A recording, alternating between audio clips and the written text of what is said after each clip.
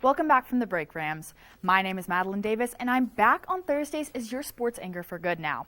I've got a lot of basketball action for you tonight, so let's get right into it. After what was their bye weekend, the Rams were back in Moby Wednesday night to take on the Boise State Broncos for what CSU was calling their retro night. And if you know anything about Mountain West basketball, you know that Boise State is a serious contender. The Broncos have a 10-3 conference record, and they like to win in blowout fashion, as we saw a couple weeks ago when the Rams made the trip up to Idaho. Shockingly to Ram fans, though, this was not the case in round 2, as the green and gold were battling for an upset win on their home floor for all 40 minutes of play. CSU even amounted up to a 10-point lead at one point in the first half. Boise did eventually storm back, leading by 5 at the break, though. But this didn't rattle the Rams too much as they kept the tempo in the second, seeing some good production from critical role players like Patrick Cartier and John Tonje. With 4 out of the 5 starters racking up double-digit points, the Rams were down just 2 in the game's climax with the ball. But an area where CSU did seem to struggle throughout was turnovers, and at crucial moments.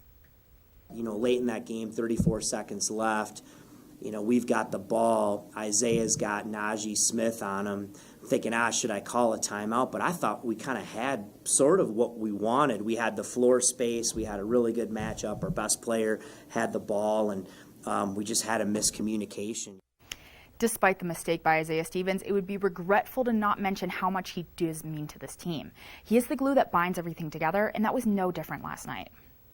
Man, he showed a ton of heart tonight. He knows how much this team, we're shorthanded right now. He knows how much this team needs him, and I thought he had a great performance, especially in the, even in first half he wasn't scoring, but he was sharing the ball, and he played like a warrior for us tonight. And yet with 6 seconds left on the clock, the Rams had one final drive of the game, a John Tonje 3-point attempt. It seemed to be the right move as they were shooting 59% from 3 the entire night, but a block and no foul call wiped away any hopes of a buzzer beater winner. Yeah, I was just trying to get it across half, try to get a shot up there, and may or may not have, got hit, but it is what it is. It's reality. I haven't seen it yet. I don't know what happened.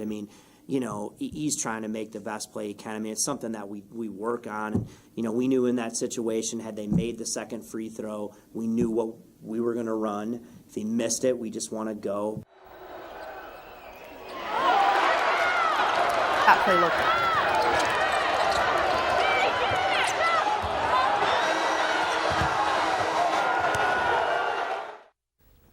Bit rough, as you can see there. But, whether or not it was a foul, refs didn't call it, so therefore ended in Boise State win. And overall, the Rams should not be too defeated about this loss. It was the Broncos' closest conference win of the season, as it happened in front of a fairly empty Moby Arena. So, honestly, not a bad look heading into a pair of away games against Fresno and San Diego State. And speaking of SDSU, the women are dueling the Aztecs right now on the West Coast. Let's see how they're currently faring. When we look, there are about 9 minutes left in the second quarter. SDSU is leading 14-8. The Rams are 9 from 18 from the field. McKenna Hofschild is leading the Rams with 6 points, and Sophia Ramos is leading SDSU with 7 points. And regardless, the Rams have a quick turnaround, returning home this Saturday to clash with in-state rival Air Force. This will mark the second meet between the teams, and last time, it was a bit of a nail-biter, to say the least. If you're looking at the score here, you can see the Falcons are up by quite a bit in the first. Here, this play is all Camry Smith. All her buzzer beater for the bucket. Good play from Air Force. Here we're going to see a very, very similar play from star point guard McKenna Hofschild. She goes up and in. Even though she's small, she doesn't need anybody else on the court. Here we see Crocker to Thurman to Hofschild, but nope. Kayla Pilson is there for the steal. Breakaway.